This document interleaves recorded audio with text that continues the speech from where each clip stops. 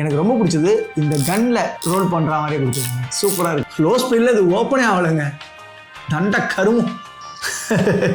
என்ன பண்ணாலும் open ஆகலைங்க low ஸ்பீட்ல. அதாவது ஸ்பீடு 1 வச்சிருக்கேன். இங்க பார்த்தா தெரியுதா உங்களுக்கு? ஸ்பீட் லெவல் வந்து 1ல இருக்கு.